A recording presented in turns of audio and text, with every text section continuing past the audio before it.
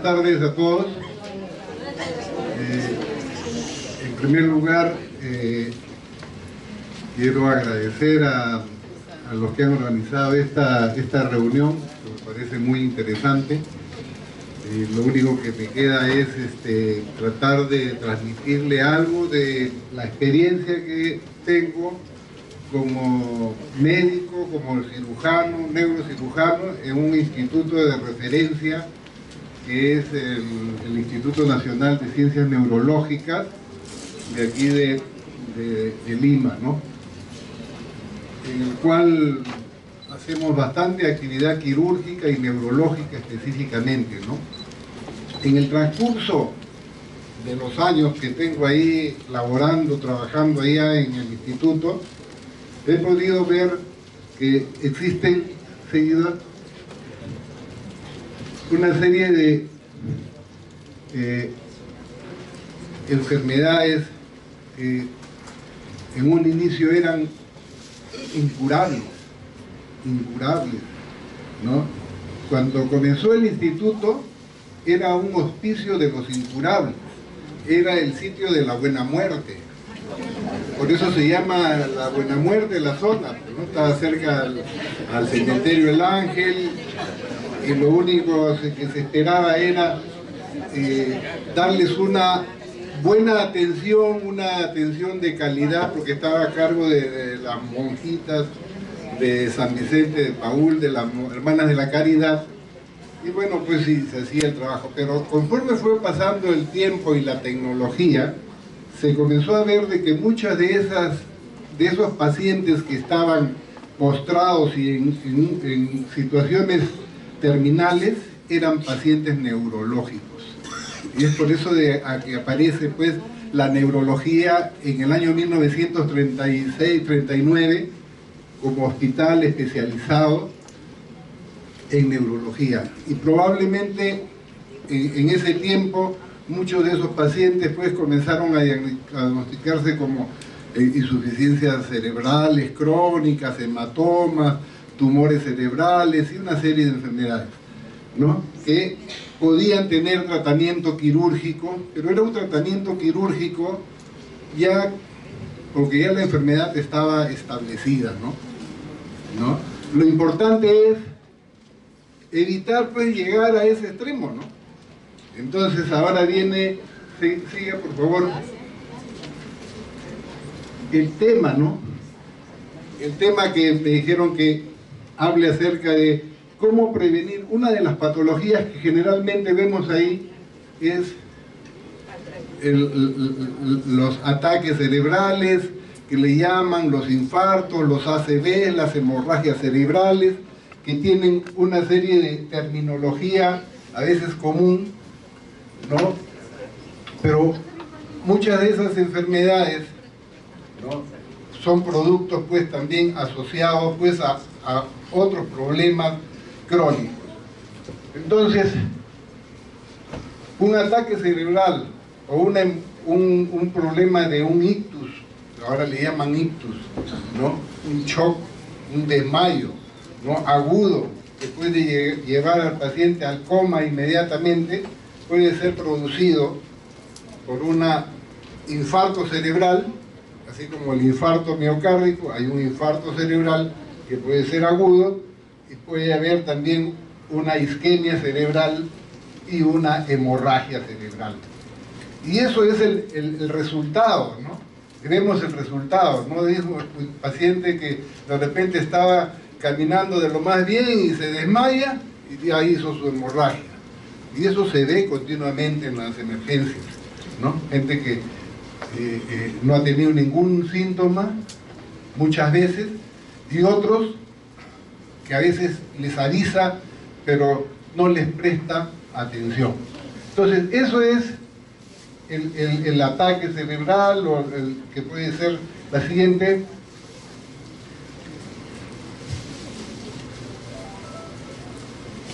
Vemos que es bien frecuente ver eso. Allá en el instituto,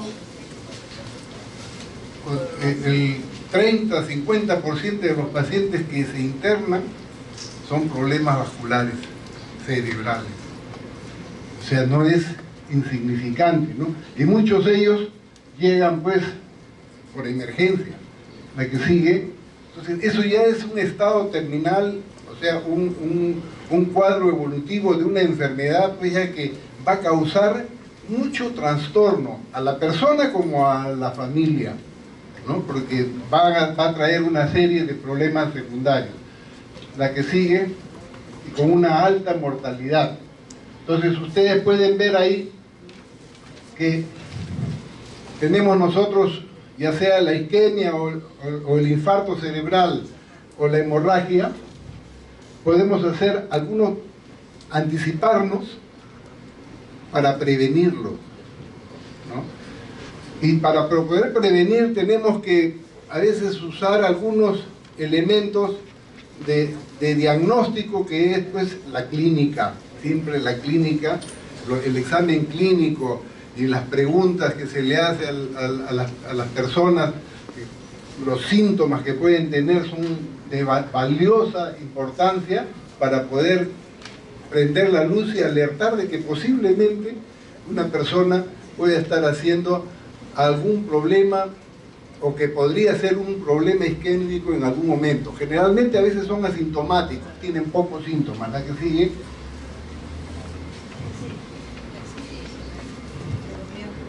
Y estos son los síntomas de advertencia.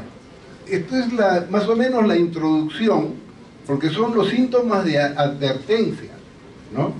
Y esos síntomas de advertencia ustedes pueden ver que pueden a veces tener dolores de cabeza ligeros, ¿no? Que a veces no les presta mucha atención y le pueden estar, digamos, echando la culpa a otras enfermedades asociadas que puede haber.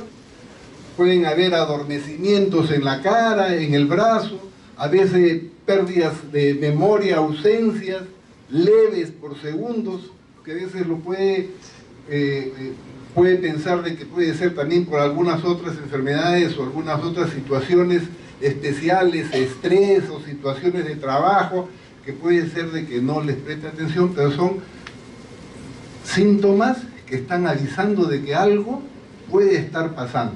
Entonces no despreocuparse a veces de eso, ¿no? Porque esos pueden ser avisos isquémicos transitorios, y si son en algunas zonas mudas o poco sintomáticas del cerebro, pueden pasar a veces desapercibidas. La siguiente. Entonces, ahora vamos a ver los factores de riesgo, ¿no? Me imagino que en el largo de las exposiciones, en los distintos especialistas, han podido ustedes apreciar de que hay ciertos elementos que se van a repetir, ¿no? En cuanto a actitudes preventivas, ¿no? Que uno puede tener. Vamos a ver algunos factores de riesgo verdaderamente que no pueden ser modificados, poco, y hay otros factores de riesgo que podemos manejarlo. Entonces ahí está la primera diferencia. Hay factores de riesgo, por ejemplo, los años, eso no lo vamos a poder manejar porque los años van a pasar y vamos. Entonces nuestra genética tampoco la vamos a poder modificar, pero ya también hay otro concepto que es la epigenética, ¿no? Que hay cosas que podemos ayudar a mejorar la función de nuestros genes, sí. Eso sí podemos hacer con estilos de vida, sí. Ya entramos a los estilos de vida, ¿no? Entonces, los años, el sexo, por ejemplo, para las enfermedades cerebrovasculares, los hombres ganamos a las mujeres en algo, porque en todo las mujeres no ganan, ¿no? No siquiera en las enfermedades ganamos en algo, ¿no? ¿Ya? Después hay razas que también son más proclives a tener pues enfermedades cerebrovasculares que las personas de raza negra, entonces oscura, africana, etcétera, y ahí tenemos y la parte genética, ¿no? La que sigue, digan, Entonces, hay algunos otros factores que podemos modificarlos. Y eso es lo más interesante, porque si bien es cierto, el 10 o 15%, hasta 20% es parte genética o parte inmodificable o poco modificable, pero el 80% de las causas sí las podemos manejar. Y eso, ahí tenemos, por ejemplo, lo que está mencionándonos el profesor anterior, por ejemplo, el tabaquismo.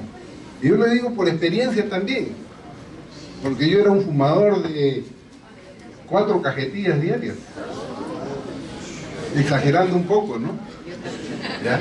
Pero es que ahora hace como más de, desde que pasé por la universidad, me ayudó en algo la Universidad Unión, ya dejé de fumar. En algo me sirvió, y me sirvió bastante, ¿no? Me sirvió bastante.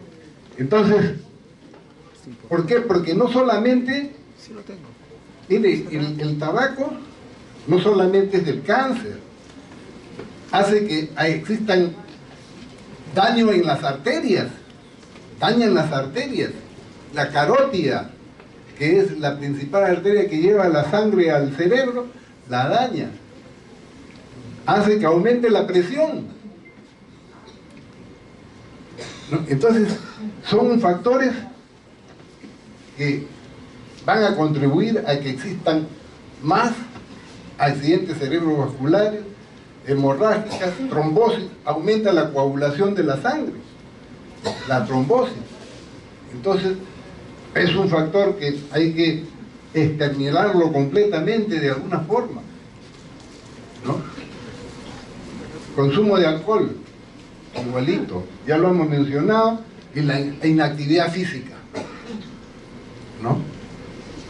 El ejercicio es purificador del...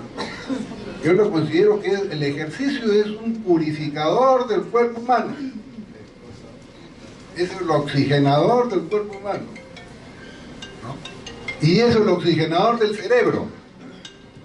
Es el oxigenador del cerebro, porque va a producir pues una actividad circulatoria, flujo, oxigena, y todo eso es un limpiador tremendamente de las arterias. Y entonces la que sigue son 3 factores. Siga. Los alimentos. Ahí está, ¿no? Ese es otro gran tema para el cerebro, para la presión, para las enfermedades crónicas, y que ustedes no han visto cómo se van a repetir, ¿eh? Ustedes ven en la diabetes, enfermedad crónica, van a encontrar lo mismo. En la enfermedad crónica de la columna, las espondilosartrosis y todo eso, van a encontrar los problemas lo mismo. En la arterioesclerosis y todos esos son factores de riesgo para la hemorragia cerebral, ¿sí? Todito eso, entonces tener, y ahí vemos pues por ejemplo, específicamente para el cerebro, mire, esos son los 10 alimentos para las arterias. Mira, el garbanzo, la fresa, el pomelo, la lima, la calabaza, la pera. Ya te estaban ofreciendo una manzana rica, ¿no? Es lo mismo, ¿no? Entonces, igualito, los aspectos nocivos, ahí están los nocivos, la grasa, la sal, la grasa saturada, el colesterol, ¿no? Y los que van a favorecer todos los antioxidantes que se van a encontrar en las frutas, en las hortalizas, en las verduras, ¿no? En las legumbres, los ácidos grasos insaturados, y poliinsaturados, es importantísimo, en que se encuentran más en las semillas. Entonces, esto le va a servir para todo. Específicamente es para el cerebro, porque para la circulación cerebral, que nos va a ayudar a disminuir tremendamente la cantidad de hemorragias y accidentes cerebrovascular por esos factores de riesgo. La actividad social y económica que hablaba, parte del estilo de vida. Las actividades sociales son importantísimas. Así como hay redes en internet, nuestro organismo también tiene que tener sus redes con el medio ambiente, ¿no?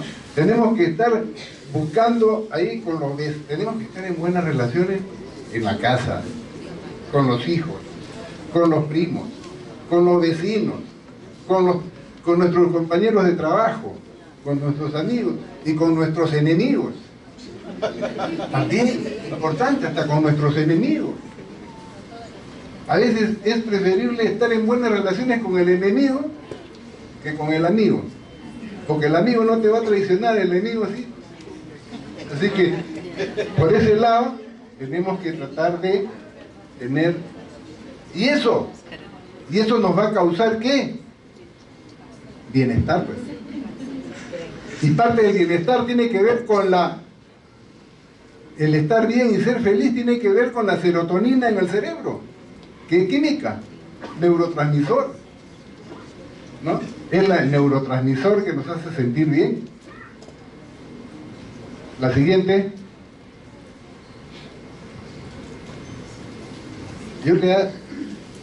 Uso mucho el magnesio.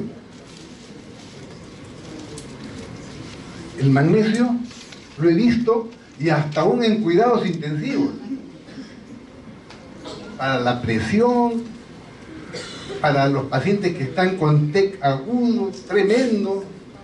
¿Por qué? Porque el magnesio es un buen antagonista del calcio. Y el calcio mata las neuronas. El magnesio le ayuda. Entonces,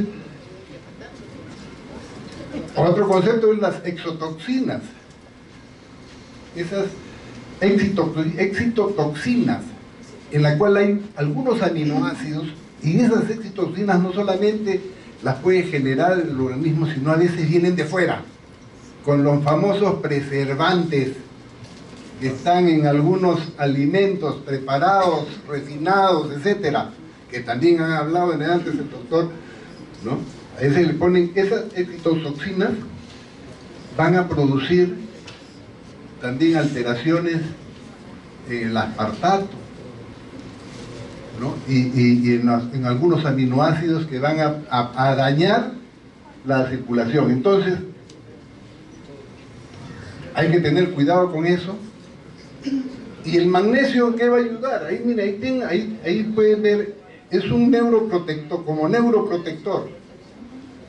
Inclusive, cuando se dan esos neuroprotectores, cuando hay una hemorragia, usamos pues los antagonistas del calcio, ¿no?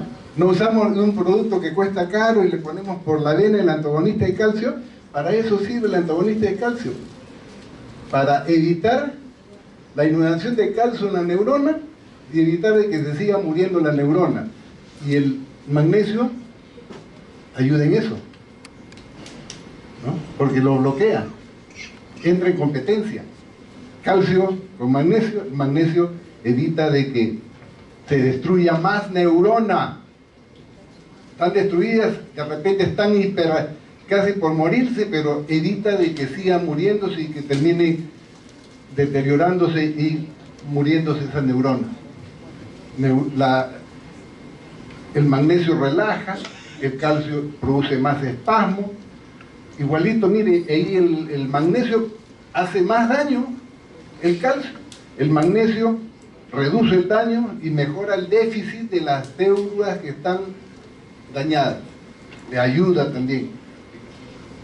Entonces, hay una serie de aspectos importantes que necesitamos para el cerebro, que ha tenido una hemorragia, que es el oxígeno. Mire, ahí está ya bien el oxígeno, el magnesio y la glucosa. 3 elementos que el cerebro necesita para poder nutrirse y trabajar. Y eso le tenemos que dar. Siguiente.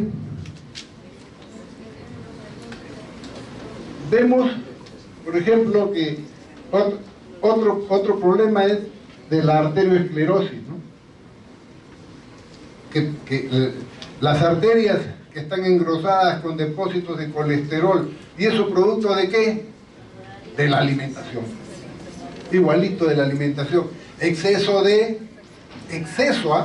porque si el colesterol de por sí no es malo.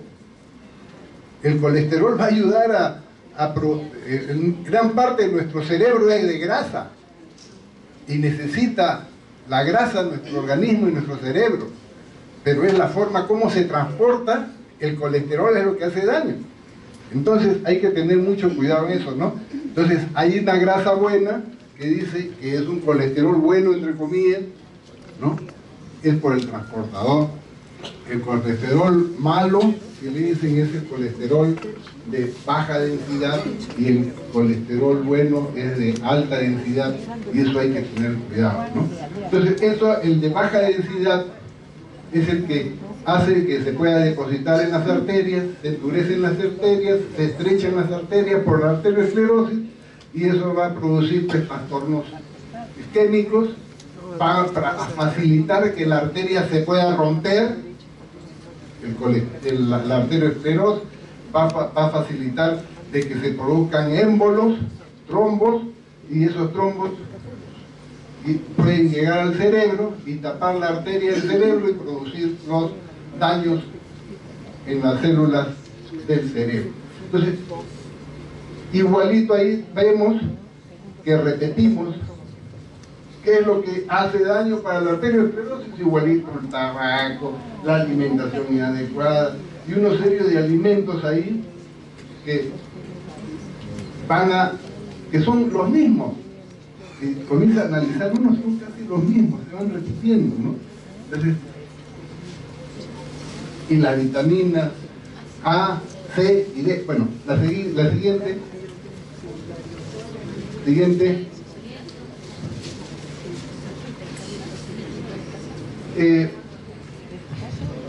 Ya. La otra. Sí. Ya. No se olviden de las enfermedades del corazón. Gente que tiene angina, gente que tiene fibrilación del corazón, que pueden desprender émbolos y también puede dañar el cerebro. Ya se desprende un émbolo y daña el cerebro. La siguiente.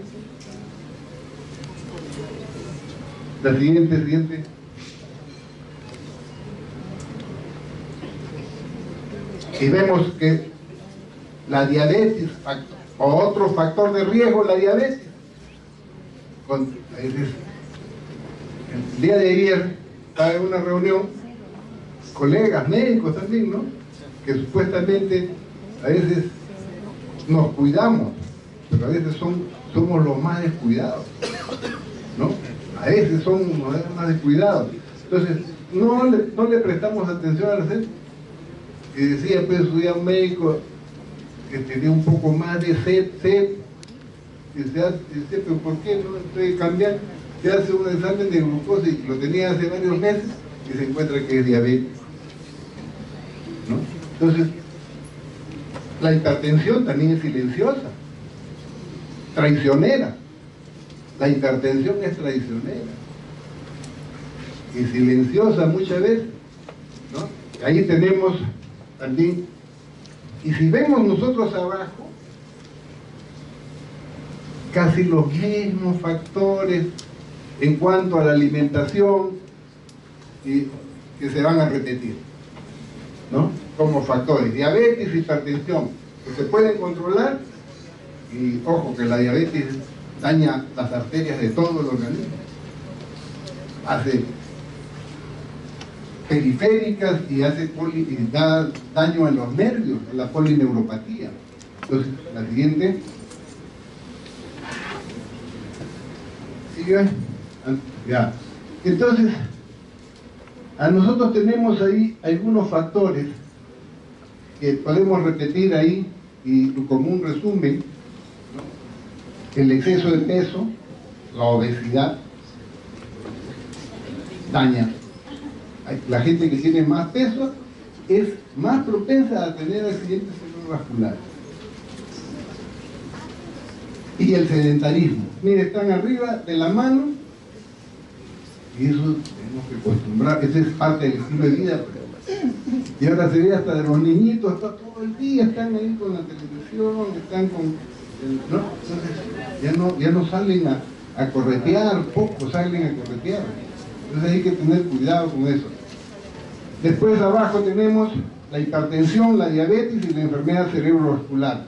Mire, es una red, ahí hay una red que se ha establecido en esas enfermedades crónicas degenerativas, ¿no? Y ahí se repite seguido. Acuérdense, estilo de vida. Estilo de vida. No es fácil, pero se puede hacer. No es fácil, pero se puede hacer. Por ejemplo, yo he estado haciendo con pacientes que van a ser operados. Que siquiera por la operación les hay la oportunidad de que cambien su estilo de vida. Esa es una buena estrategia. ¿Ya? Te voy a operar de la columna. ¿Quieres que tu operación te salga mejor? No te voy a operar mañana. Dentro de 3 semanas, un mes te voy a operar, pero baja de peso. Te va a ayudar. Te va a ayudar. Baja de peso. Si quieres te opero. Pero ya no tiene ya. Puede ser de que no te va a ayudar tu organismo, ¿ah? No te va a ayudar tu organismo. Yo te puedo hacer la mejor cirugía, pero tu organismo también tiene que darle tú para que te ayude a recuperar. Los pacientes, por eso, bajan.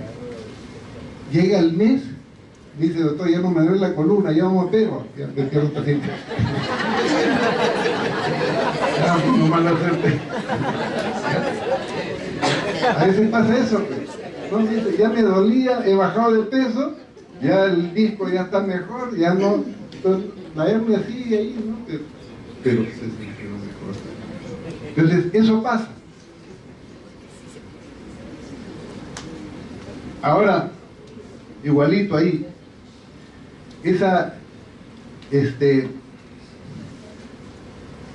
hay algunos elementos que se recomienda en Estados Unidos, el Instituto de Neurología y Stroke, pues ahí lo recomiendan, ¿no? Todos los aspectos del cigarro, de la presión y todo eso, pero eso lo saben, muchos de ustedes lo saben, pero ¿por qué no se quiere, por qué no se cumple? Falta algo, ¿no? Convencerles, ¿no? Sí, la gente lo sabe, nosotros lo sabemos. ¿Por qué no podemos? ¿Por qué? Porque hay que tratar de cambiarle, como decirle, su chip, ahí está la palabra, ¿no? Y fortalecer, ahí está, fortalecer determinados aspectos, ¿no? Porque sé que eso me va, o sea, convencerles de que te va a hacer sentir bien. Te va a hacer sentir bien, ¿no? Entonces, eso, y la última, la otra, los factores ambientales. Ya llegamos, miren, los factores ambientales. Eso también es importantísimo, estar en comunicación con la ecología. Ahora dice, mientras más natural, tenemos que comer lo más natural posible. Comer lo más natural posible. Por ejemplo, yo no me tomo ni una Coca-Cola ya. Me tomaba Coca-Cola, Coca-Cola, todo rico, bien rico, ¿no? Ahora no me provoca. No me provoca. Y no es porque haya tenido un ACV, sino que me he convencido y me ha demostrado Con eso me siento mejor. O sea, lo he probado, que me ha hecho sentir mejor. ¿Ya? Entonces, probablemente si es que no, bueno, pero a mí personalmente y a las personas que trato de, al menos en mi casa, hasta mis nietos, mire, hasta mis nietos, agarran y cuando a veces, mire, a propósito, a mí a veces le hago, me compro una Coca-Colita y mi nieto me dice, abuelo, estás comprando veneno. Estás comprando veneno, me dice. Ah, bueno, pues, entonces digo, ahí ya que ya no, lo voto. Pero así es, pues, ¿no? Entonces, ¿por qué? Porque la carga de la gaseosa, esa gaseosa es tremenda. Creo que es preferible tomarse un pisquito que tanta... ¿En serio? ¿Ya? O vino, el vino, ¿verdad? Y después, el estrés. Ah, el estrés es... El estrés intoxica endógenamente, de dentro. El estrés es... Hay gente que dice, no, pero si yo me cuido en la alimentación, y eso también lo veo con los pacientes en la consulta privada, y que han sido operados, etcétera, diga, le dice, doctor, pero si es la alimentación, todo eso, ¿no? Pero paran amargos. Paran amargos, enojados, eso lo malogra todo. Entonces, y para mejorar eso, oye, ayuda psicológica, pues hay que manejar eso también. La psicoterapia, y un psicólogo te lo hace mejor, porque tiene que ver cuál es el entorno, entonces hay ciertos aspectos importantes que tiene que manejar para el estrés. Hay una serie de técnicas de relajamiento, que también estaba hablando con la rinitis y todo eso. Uno no pretende ser pues un gurú ni nada de eso, ¿no? O ser aislado, irse al cerro a rezar toda la noche, ¿no? No, prefiero ir al parque a rezar, ¿no? Pero uno tiene que ver cuáles son sus mecanismos, tiene que buscar cada uno sus mecanismos de desfogue, porque eso va a ayudar mucho a mantener la estabilidad.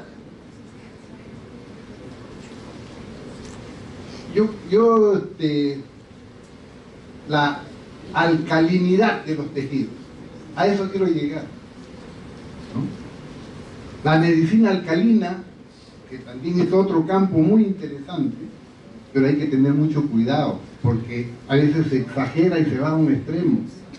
Lo importante, igual que con la alimentación, hay que tratar de mantener el equilibrio, ¿ya? Entonces el estrés, importante. La siguiente.